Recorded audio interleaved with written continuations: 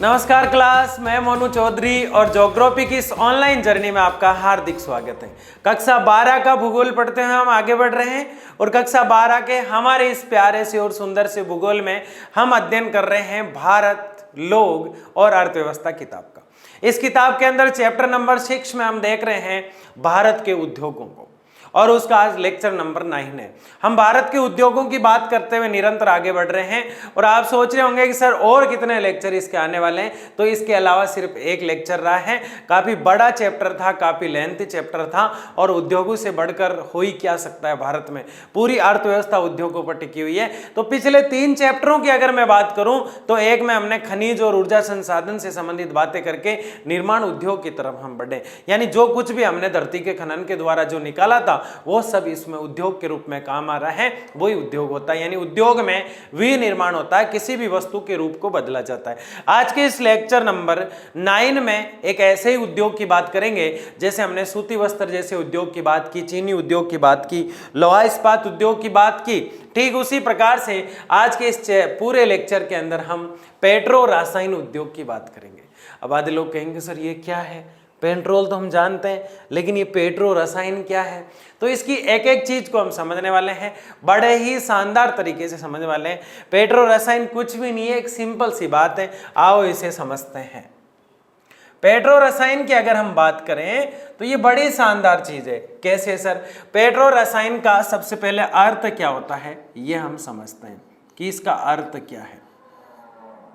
इसका सीधा सा और सिंपल सा अर्थ है, बहुत सिंपल अर्थ है, यानी पेट्रोल से उत्पन्न या पेट्रोल से प्राप्त रासायनिक पदार्थ या केमिकल से कुछ ना कुछ बनाया जाता है, उसको पेट्रो रसायन कहते हैं। फिर से सुनो बात को, यानी कि पेट्रोल से उत्पन्न ऐसे पदार्थ या ऐसे रासायनिक पदार्थ जिनसे कुछ ना कुछ बनाया जाता है। क्या बनाया जाता है ये भी हम बात करेंगे। तो पेट्रोल से उत्पन्न ऐसे रासायनिक पदार्थ जिनसे कुछ ना कुछ बनाया जाता है पेट्रो रसायन कहा जाता है। तो इसको कैसे लिखेंगे? ऐसे लिखेंगे, पेट्रोल, क्या लिखेंगे? पेट्रोल से उत्पन्न, किससे उत्पन्न? पेट्रोल से उत्पन्न, पेट्रोल से उत्पन्न रसायन पदार्थ, रसायन पदार्थ किससे उत्पन्न है? पेट्रोल से उत्पन्न रसायन पदार्थ जिनसे, किनसे भाई? जिनसे कुछ वस्तुएं बनाई जाती है। कुछ क्या बनाई जाती है? कुछ वस्तुएं हैं, निर्मित होगी। क्या होगी? बनाई जाएगी, मतलब निर्मित होगी, निर्मित होती है। वही पेट्रो रसायन कहलाता है, बस और कुछ ही नहीं है, निर्मित होती है। यानी कि पेट्रोल से उत्पन्न रसायन पदार्थ जिनसे कुछ वस्तुएं उत्पन्न होती है पेट्रो रसायन कहलाता है। क्या क्या होती है? जैसे इसे कौन कौन सी वस्तुएं बन सकती है? जैसे यहाँ पे सबसे पहले रबर, आपने रबर तो देखा ही है, वो सब पेट्रो रसायन से बनते हैं। रबर, डिटर्जेंट पाउडर सबने देखा होगा,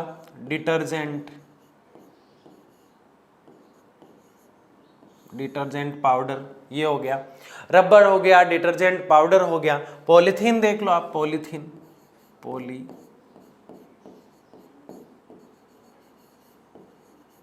ये सब कुछ बहुत और भी ढेर सारी चीजें हैं। बड़े बड़े उद्योगों में ये जो है पेट्रो रसायन काम आता है। पेट्रो रसायन क्या है ये आप समझ गए। 2-3 चीजों को हमने जान लिया, पूरे लेक्चर में देखने ही वाले हैं एक एक चीज को, लेकिन हमने थोड़ा थोड़ा पकड़ लिया कि रबड़ में काम आता है, उसके अलावा पॉलीथीन बनाने में काम आता है, सिंथेटिक चीजों में काम आता है, डिटर्जेंट में काम आता है, आदि चीजों के अंदर जो पेट्रो रसायन है वो काम में आता है। ये भारत में मुख्यतः कहाँ है, मतलब कहाँ ऐसी चीजों को बनाया जाता है? यानी कि पेट्रो रसायन का मुख्य उद्योग भारत में मुंबई में है। किस जगह है? सबसे ज्यादा भारत में पेट्रो रसायन से जो वस्तुएं बनाई जाती है, चाहे वो रबड़ हो, चाहे वो डिटर्जेंट हो, चाहे वो पॉलीथीन हो, वो कहाँ बनाई जाती है? मुंबई में। तो यहां हम लिखेंगे महत्वपूर्ण उद्योग। क्या लिखेंगे? मुख्य उद्योग, मुख्य उद्योग। ढेर सारे उद्योग हैं लेकिन मुख्यतः एक उद्योग को हम यहाँ देख रहे हैं, मुख्य उद्योग मुंबई में है। किस जगह है? मुंबई में स्थित है, में स्थित है। कहाँ स्थित है भाई?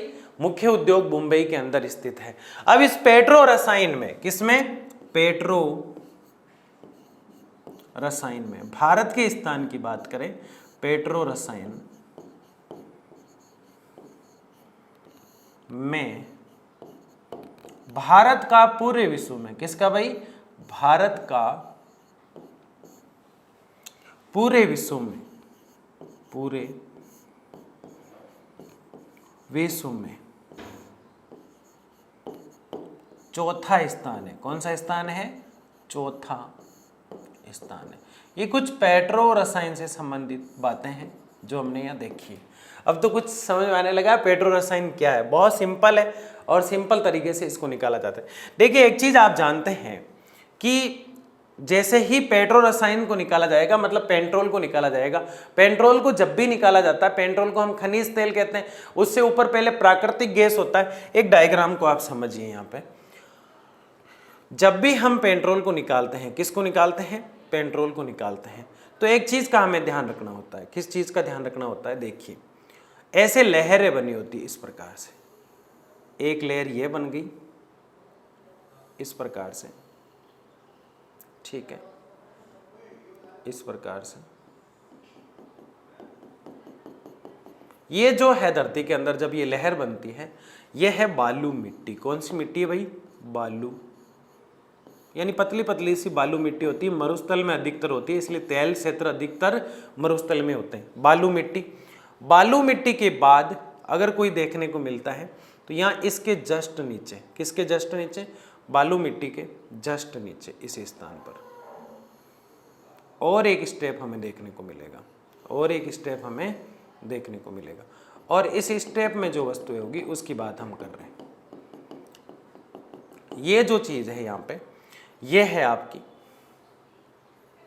प्राकृतिक बालू मिट्टी के जस्ट बाद में यहाँ आपको मिलेगा प्राकृतिक गैस। क्या मिलेगा? प्राकृतिक गैस। प्राकृतिक गैस के जस्ट बाद में या नीचे की तरफ इस स्थान पर, ये जो स्थान है, ये वाला स्थान, यहां आपको जो मिलेगा वो है खनिज तेल। क्या है ये? खनिज तेल।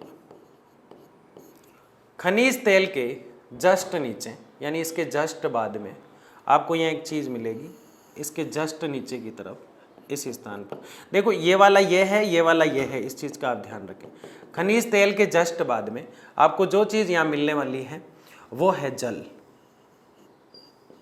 जल, और जल के जस्ट बाद आपको जो चीज मिलेगी, यहाँ पे हम देख रहे हैं उसको, जल के जस्ट बाद में वो इस प्रकार से भी मिलेगी। किस प्रकार से मिलेगी? इस प्रकार से तिरछी भी मिलेगी, ऐसे, इस प्रकार से, इस प्रकार से,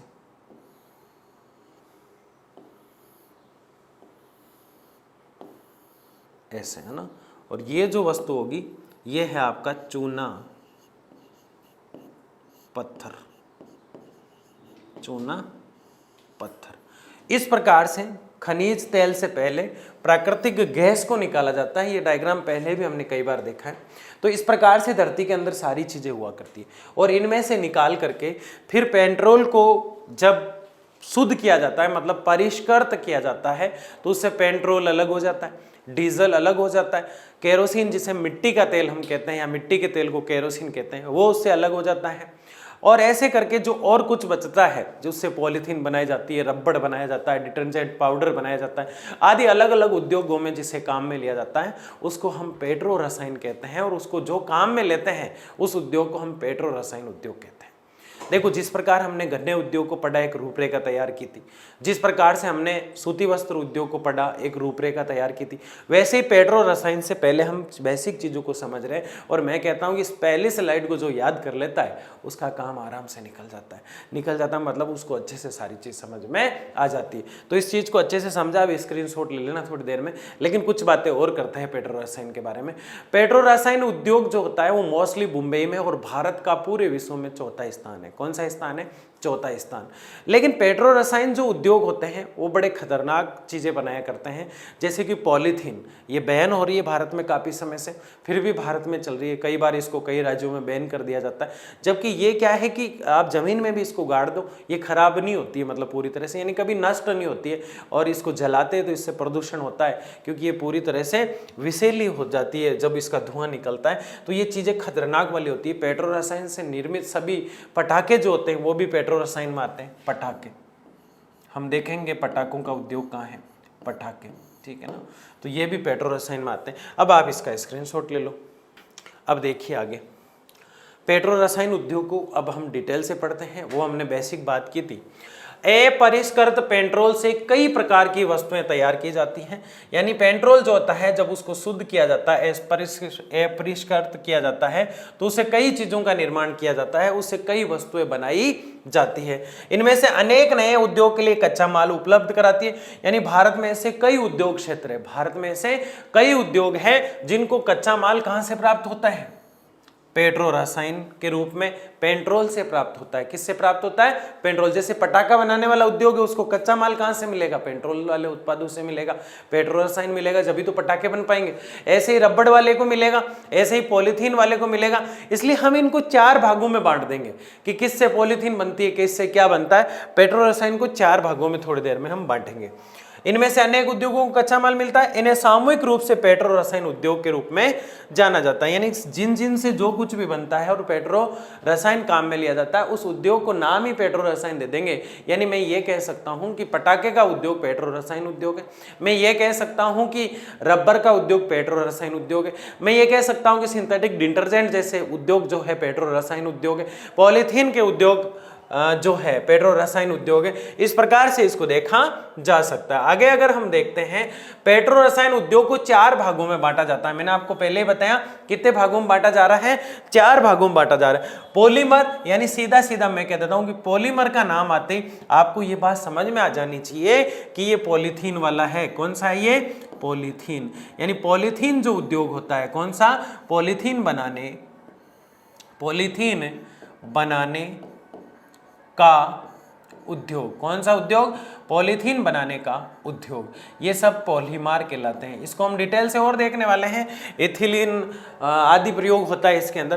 कृत्रिम रेशे मतलब कपड़े से संबंधित उद्योग आ जाते हैं, उसमें भी पेट्रो रसायन का प्रयोग किया जाता है। कपड़ा उद्योग, कपड़े से संबंधित उद्योग, इसको हम लिख सकते हैं संबंधित उद्योग, कपड़े से संबंधित उद्योग। उसमें भी किसका उपयोग करेंगे हम? पेट्रो रसायन का उपयोग करेंगे। इसके अलावा पेट्रो रसायन का और भी उपयोग होता है, जैसे हमने रबड़ पढ़ा, पॉलीथीन पढ़ा, आदि चीजें पढ़ी। प्रसंस्करण उद्योग यानी कि पैकिंग के जो उद्योग होते हैं उनमें भी काम में आता है।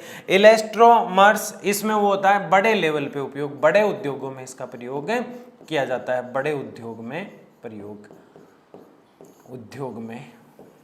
प्रयोग। ये एक एक चीज हम देख रहे हैं यहाँ पे, बाकी इसको डिटेल से पढ़ रहे हैं। पृष्ठ संक्रियक, इसके अंदर रबर वगैरह के जो उद्योग होते हैं, मैं सीधा सीधा रबर लिख देता हूँ, आप समझ आएंगे। डिटर्जेंट पाउडर जो होते हैं, डिटर्जेंट पाउडर भी लिख देता हूँ, डिटर्जेंट पाउडर, इनके अंदर जो प्रयोग होता है वो पृष्ठ संक्रियक उद्योग कहलाते हैं। यानी पेट्रो रसायन उद्योगों को हमने 4 भागों में बांटा है। पहले का नाम पॉलीमर यानी पॉलीथीन से संबंधित वाले, दूसरा कृत्रिम रेशा यानी कृत्रिम रूप वाले, तीसरा इलेक्ट्रोमर्स यानी कि बड़े बड़े उद्योगों में जो काम आने वाले, और चौथा पृष्ठ संक्रियक यानी डिटर्जेंट और रबड़ वाले बड़े जो उद्योग हैं उनमें ये काम आता है। यानी कि 4 भागों को आपको अच्छे से याद कर लेना है। एग्जाम में 99% पूछे जाते हैं, 1% कभी नहीं पूछेंगे तो बड़ा क्वेश्चन पूछ लेंगे, छोटा क्वेश्चन पूछा जाएगा तो इसको पूछा जाएगा। तो PKEP कैसे याद रखोगे? के ई और पी, है ना, ये हमारी ट्रिक हो गई इसकी, ठीक है ना। क्या हुई, पी के E P, P for polymer, के फॉर कृत्रिम रेशा, ई फॉर इलेस्ट्रोमर्स और पी फॉर पृष्ठ संक्रियक, है ना। तो ऐसे इसको याद रखना है। अब इसको डिटेल से देखते हैं और ज्यादा, ठीक है ना। ये देखो, ये कुछ ना कुछ बनाया जा रहा है, तो इसमें सब में पेट्रो रसायन, पॉलिश वगैरह हो गया, रंग रोगन हो गया, उसमें भी पेट्रो रसायन का प्रयोग हो रहा है। तो नई नई चीजें आ रही है, आपको याद रखना है।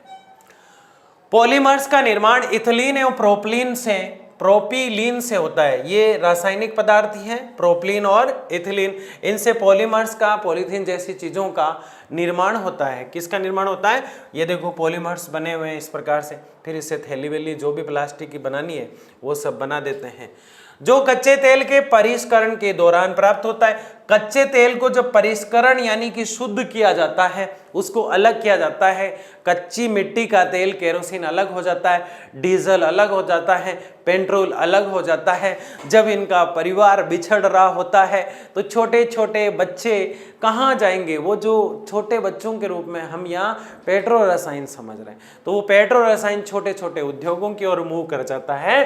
तो कच्चे तेल के परिष्करण के दौरान ये प्राप्त होता है। और पॉलीमर्स में इथिलीन आता है, क्या आता है, और प्रोपीलीन आता है। तो इथिलीन और प्रोपीलीन किस में डालना है आपको, पहले वाले में डालना है, पॉलीमर्स में। पॉलीमर्स का उपयोग प्लास्टिक उद्योग में होता है। हम बार बार आपको कह ही रहे हैं, पॉलीमर्स प्लास्टिक नाम से ही पता चल रहा है। पॉलीमर का उद्योग, पॉलीमर्स का प्रयोग किसमें होता है, प्लास्टिक उद्योग में होता है। यानी पॉलीमर्स नाम दिखते याद हो जाना चाहिए अब तो। पॉलीमर्स मतलब प्लास्टिक, पॉलीमर्स मतलब इथिलीन, पॉलीमर्स मतलब प्रोपीलीन, याद हो जाएगा। पॉलीमर्स मतलब प्लास्टिक, इथिलीन और प्रोपीलीन, ठीक है ना, प्रोपीलीन से होता है। पॉलीमर्स का प्लास्टिक में होता है। National organic chemical industry limited NOCIL देश का पहला नेपथा आधारित रसायन उद्योग है। देश का पहला उद्योग जो सरकारी हुआ वो तो 1961 में बनेगा। कब बनेगा, 1961 में, 1961 में। लेकिन नेशनल ऑर्गेनिक, देखो N for national, O for organic, C for chemicals, I for industry और L फॉर लिमिटेड, जिसको शॉर्ट में कहेंगे हम NOCIL, ये नेपथा आधारित है। किस आधारित है, नेपथा आधारित। तो अब तक हमने एक ही कंपनी पढ़ी है। हम ये तो जानते हैं कि मुंबई में मोस्टली अधिकतर कंपनियां हैं। मुख्य रसायन उद्योग जो है पेट्रो का, वो मुंबई में है। भारत चौथे स्थान पर आता है। लेकिन अब तक जो कंपनी हमें नाम याद हुआ किसी कंपनी का, तो वो है NOCIL। अगर शॉर्ट याद कर लेते हो और 2 बार इसको पढ़ लेते हो तो आराम से कर लोगे। याद करो, देखो N for national, O for organic, C for chemicals, I for industry और L फॉर लिमिटेड। तो ये नेपथा द्वारा पहला है। आगे देखिए, जिसकी स्थापना मफ्तलाल कंपनी द्वारा 1961 में मुंबई में की गई। मफ्तलाल कंपनी द्वारा, देखो क्या कितना प्यारा नाम है, मफ्तलाल। मुफ्तलाल हो जाता, आसानी से याद हो जाता, नहीं, मफ्तलाल है ना। जिसकी स्थापना मफ्तलाल कंपनी द्वारा की गई है। किसके द्वारा की गई है, मफ्तलाल कंपनी के द्वारा। प्लास्टिक के उत्पादन हेतु मुंबई, मुख्यतः मुंबई है। भारत का मुख्य पेट्रो रसायन उद्योग है मुंबई। मुख्य पेट्रो रसायन उद्योग कौन है बताओ, मुंबई। बैरोनी, ये भी पेट्रोल रसायन बनाती है, पेट्रो रसायन बनाती है। बैरोनी कहाँ है, बिहार में। ये तो परिशोधन हमने उद्योगों में भी पढ़ा। कई उद्योगों का जो तेल है शुद्ध होने के लिए बैरोनी जाया करता था बिहार में, और एक असम में भी जगह थी, नरकटिया वगैरह कुछ, वहां पे भी जाया करता था। तो बैरोनी तो आपको याद ही होना चाहिए। तो एक तो बंबई याद हो गया पहला, जहां ज्यादा पेट्रो रसायन उद्योग सम्मिलित है, और जिस क्षेत्र में ऐसे पेट्रो रसायन उद्योग है जो इन चीजों को अलग अलग किया करते हैं, उसमें मुंबई के बाद हमें बैरोनी याद हो जाना चाहिए। पहला मुंबई, दूसरा बैरोनी, तीसरा बैरोनी है कहां, बिहार में। तीसरा है मैटूर। तीसरा कौन सा है, मैटूर, ये तमिलनाडु में है। यानी कि मुंबई, बैरोनी, मैटूर। राज्य की बात करें तो मुंबई महाराष्ट्र में, कोई दिक्कत नहीं है, बैरोनी बिहार में है और मैटूर तमिलनाडु में है। और चौथा याद कर रहे हैं हम पिंपरी, जो महाराष्ट्र में है, पुणे महाराष्ट्र। पिंपरी कौन सा है भाई, पिंपरी, यानी पी आएगा यहाँ पे, क्या आएगा, पी। ये लो जी, पी लिख दिया मैंने, यूपी, पहला बुम्बे, दूसरा आसानी से याद हो जाता बेरोनी, तीसरा मेटूर और चौथा पिंपरी और पांचवा रिसरा। ये 5 नाम आपको याद हो जाने चाहिए। कितने नाम याद हो जाने चाहिए? 5 नाम, यानी पेट्रो रसायन के मुख्यतः 5 उद्योग आपको याद हो जाने चाहिए। लास्ट वाला रिसरा से ऊपर पिंपरी, रिसरा पिंपरी और मेटूर, बैरोनी, बुम्बई, फिर से बुम्बई, बैरोनी, मेटूर, पिंपरा और रिसरा। ये 5 नाम आपको याद हो जाना चाहिए, क्योंकि पेट्रो रसायन के मुख्यतः जो उद्योग है इन्हीं क्षेत्रों में देखने को मिलते हैं। आगे देखिए, ये तो सारे पॉलीमार थे, यानी कि पॉलीथीन बनाने वाले थे, बैरोनी, मेटूर, है ना। ये सारे के सारे जो रिसरा, ये सब के सब किसके थे? सिर्फ पॉलीथीन के, यानी पॉलीमर के। यहां तक याद हो गए। अब देखेंगे हम धागे बनाने वाले, कृत्रिम रेशे मतलब वस्त्र, मैंने लिखाया था आपको आगे। कृत्रिम रेशे उद्योग में इनका व्यापक इस्तेमाल होता है। नाइलॉन का कपड़ा आप जानते हैं और पॉलिस्टर का कपड़ा आप जानते हैं, ये बातें आपसे छुपी हुई नहीं है, आप सब जानते हैं। जानते हैं कि नहीं जानते, है ना। तो नाइलॉन के कपड़े में, ये देखो, ये नाइलॉन का कपड़ा, आधे लोग सोच रहे हैं ये तो पता नहीं 7 कलर का सांप है। ये कपड़ा है भाई साहब, सांप नहीं है यहाँ पे, है ना। सांप होता तो मैं यहाँ क्या करता, भाग जाता अब तक मैं खुद ही। ये कपड़ा है, ये क्या है? कपड़ा है। नाइलॉन और पॉलिस्टर के जो कपड़े होते हैं उन्हें कृत्रिम रेशे वस्त्र हम कहते हैं, और उनमें कृत्रिम रसायन, जो प्राकृतिक रसायन जो होता है वो, उसमें पेट्रो रसायन जो होता है वो प्रयोग करता है। पॉलीमार आ जाए है तो पॉलीथीन को पकड़ना है, बाकी को गोली मारना है। इथिलीन और प्रोपलीन को पकड़ना है, पॉलीथीन बनाई जाती है। अगर कृत्रिम रेशे की बात चल जाए तो पेट्रो रसायन का उपयोग नाइलॉन और पॉलिस्टर कपड़ों में किया जाता है। तो फिर बताओ सूती वस्त्र किससे बनते हैं? अरे वो तो कपास से बनते हैं, उनकी तो कहानी अलग है, उनको पेट्रो रसायन से कोई लेना देना नहीं है, ठीक है ना। 1960 में पेट्रोलियम परिसंस्करणशालाओं से प्राप्त कच्चे माल में इस उद्योग के विकास को गति मिली, यानी 1960 के बाद इस उद्योग को गति मिली, नाइलॉन और पॉलिस्टर वाले को। पहला पॉलीमार और दूसरा कृत्रिम रेशे। नाइलॉन एवं पॉलिस्टर के धागे बनाने के कारखाने कोटा में है, राजस्थान। पिंपरी हम पढ़ के आए हैं, वहां पॉलिथीन भी बन रही थी। अगर पेट्रो रसायन है तो सारी चीजें ही बनाएंगे ना हम, एक चीज को छोड़ेंगे क्यों? अगर पॉलीथीन बना रहे हैं तो वहां रबड़ भी बनाएंगे, सारी चीजें बनाएंगे, क्योंकि अपने पास पेट्रो रसायन तो है। ये तो हमने डिवाइडेशन किया है समझने के लिए, बाकी अधिकतर चीजें बनती है। अब आप देखो, पिंपरी के अंदर पॉलीथीन भी बन रही थी और कपड़ा भी बन रहा है। फैक्ट्री अलग अलग हो सकती है, कच्चा माल तो वहां पड़ा है। बताओ बैरोनी में बनेगी कि नहीं बनेगी? बन सकती है। ये देखो पुणे वहां भी आ रहा था, पॉलीथीन भी बन रही थी, कपड़ा भी बन रहा है। मुंबई तो मेन पेट्रो रसायन उद्योग है, और मोदी नगर, उज्जैन मध्य प्रदेश, नागपुर और उद्धना में लगाए गए हैं। यानी कि अभी तो आपको सिर्फ यह देखना है कि कपड़े के जो उद्योग इन 5 जगहों पर है, लेकिन इनमें से ये और इनमें से ये, यहां पॉलीथीन उद्योग भी है। इसका मतलब जहां पेट्रो रसायन होगा वहां सारे उद्योग लगेंगे जिनमें पेट्रो रसायन चाहिए कि नहीं चाहिए? बिल्कुल चाहिए।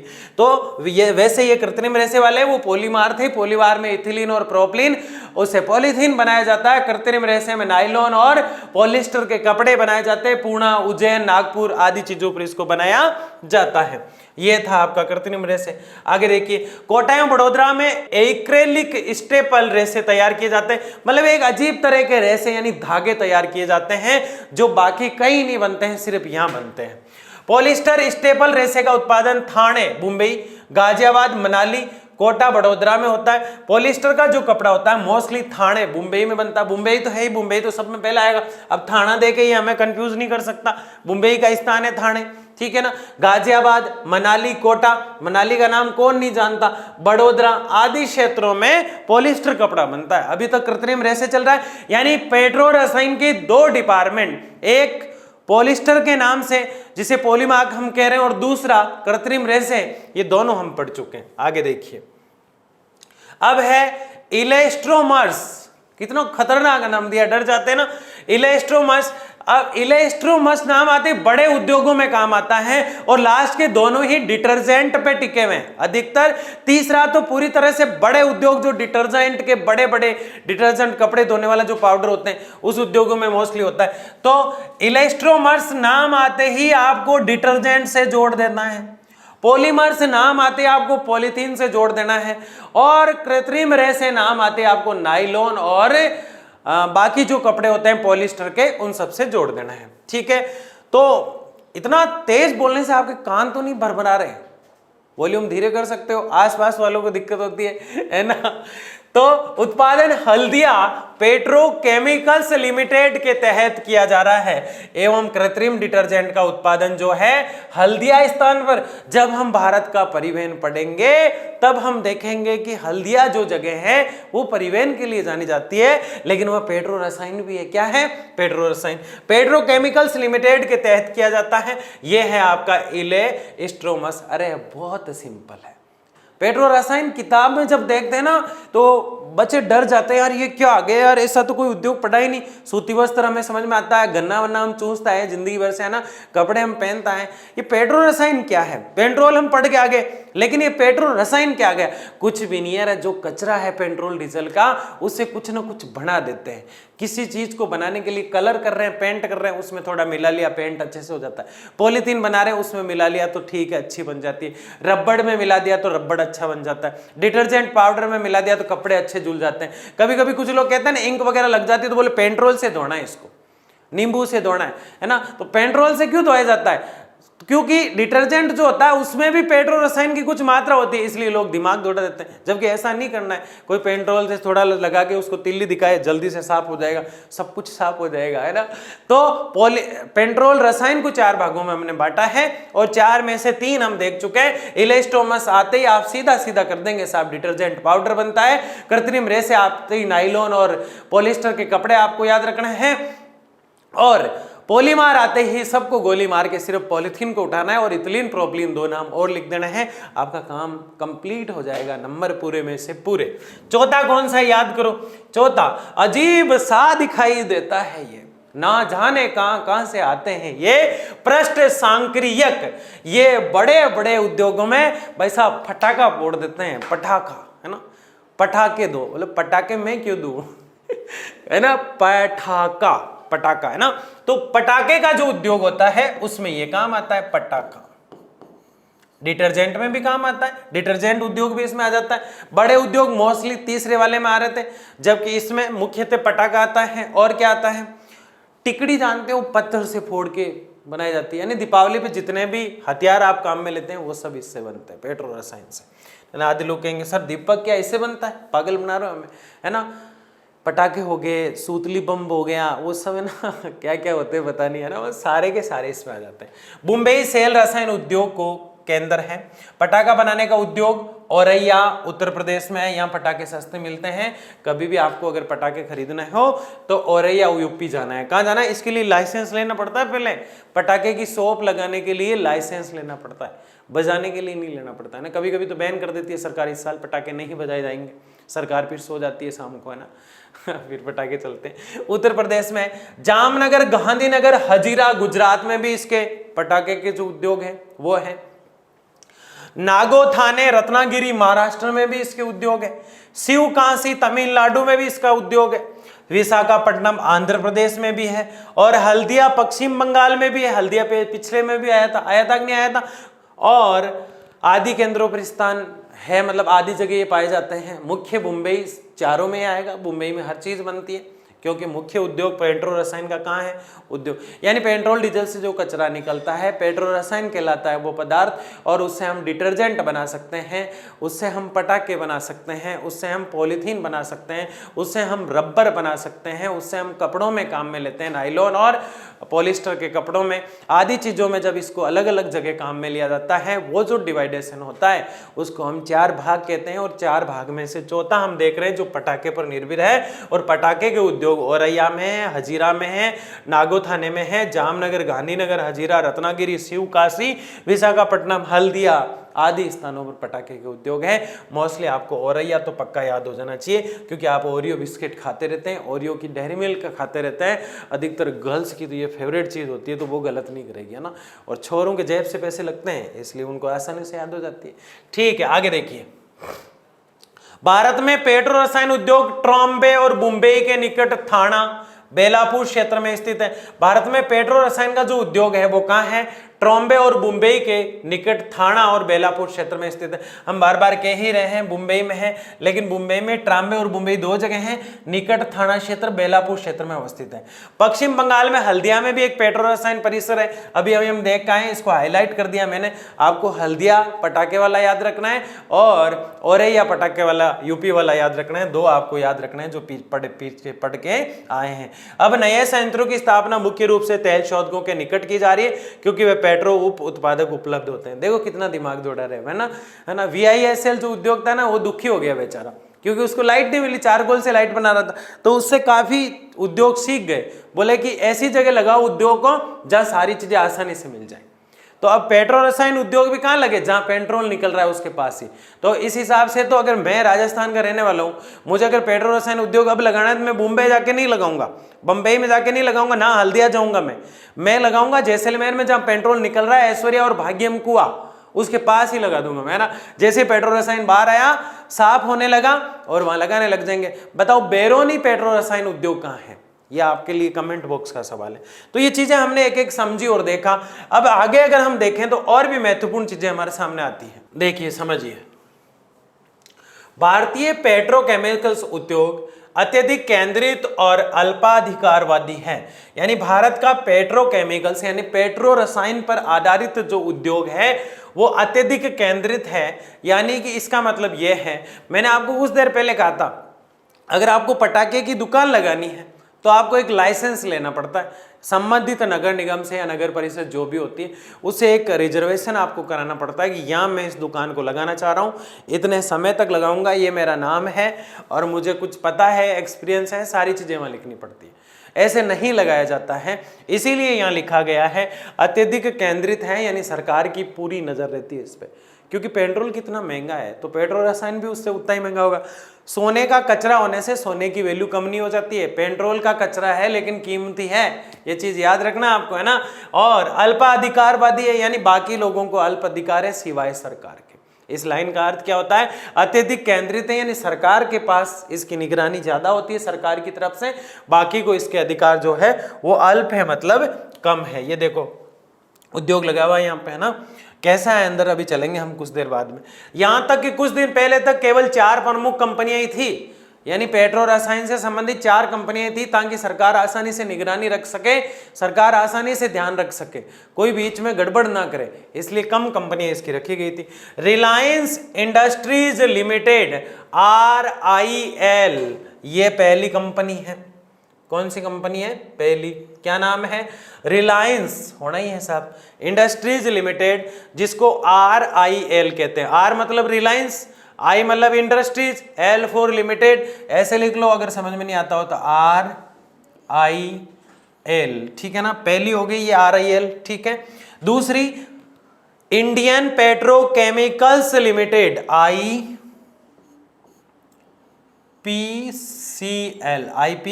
IPCL, और तीसरी gas authority of India limited GAOIL,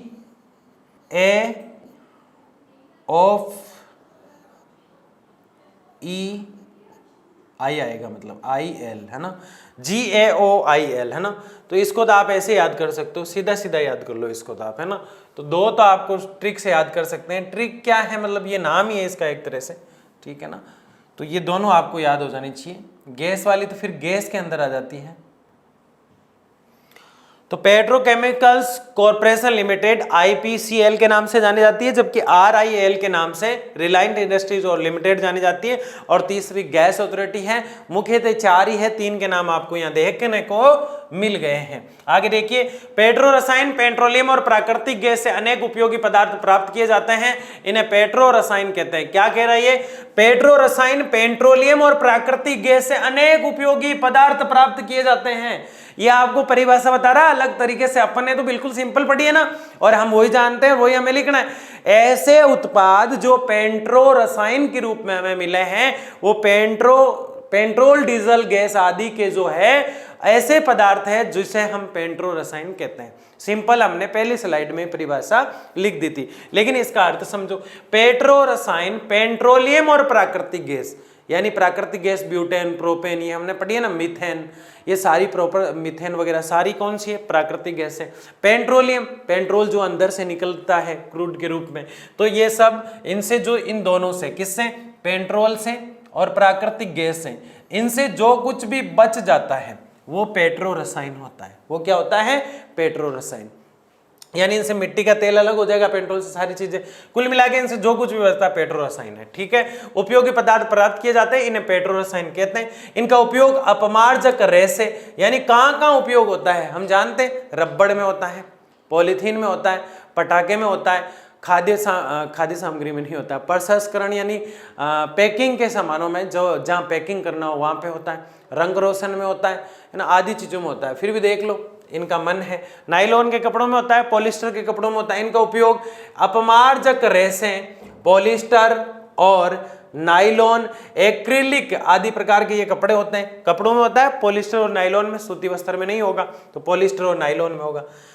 polythene और अन्य मानव निर्मित प्लास्टिक में होता है, आदि चीजें तो लिखी ही नहीं उन्होंने। औद्योगिक में किया जाता है, पटाखे लिख सकते हैं, रबड़ लिख सकते हैं, डिटर्जेंट लिख सकते हैं, आदि चीजें हम लिख सकते हैं। ये तो सिर्फ पॉलिस्टर बता रहे हैं। तो पेट्रो रसायन से संबंधित चारों उद्योग, चारों पार्ट की बात, हम चार भागों की बात करते हुए हम यहाँ तक अगर आए हैं तो आपको सारी चीज अब समझ में आ जानी चाहिए। यानी कि जब आपने पढ़ना शुरू किया था शायद नहीं पता होगा पेट्रो रसायन क्या है, लेकिन पूरा समझ के याद करके जाना है कि पेट्रो रसायन वास्तव में एक ऐसा रासायनिक तत्व है जो धरती से जब खनिज तेल को निकाला जाता है, प्राकृतिक के गैस को जब निकाला जाता है, उससे जो अवशेष बच जाते हैं, उससे जो पदार्थ रासायनिक केमिकल से संबंधित बच जाते हैं, केरोसिन वगैरह, डीजल वगैरह, मिट्टी का तेल वगैरह, डीजल वगैरह सब अलग करने के बाद जो चीजें बच जाती है, और उन चीजों को, उस कच्चे माल को जब बड़े बड़े उद्योगों में, पटाखे, पॉलीथीन आदि चीजों में, डिटर्जेंट में, उससे काम में लिया जाता है,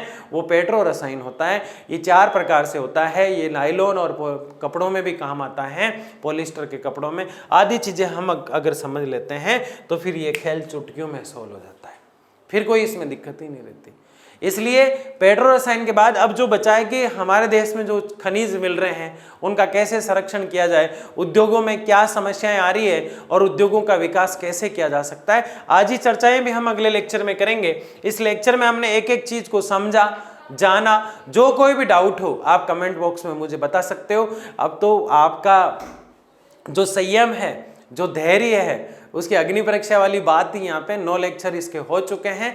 अगला 1 लेक्चर है, उसके साथ ये चैप्टर खत्म हो जाएगा, फिर हम नया चैप्टर पढ़ेंगे सतत पोषणीय विकास से संबंधित। तब तक के लिए जय हिंद, जय भारत।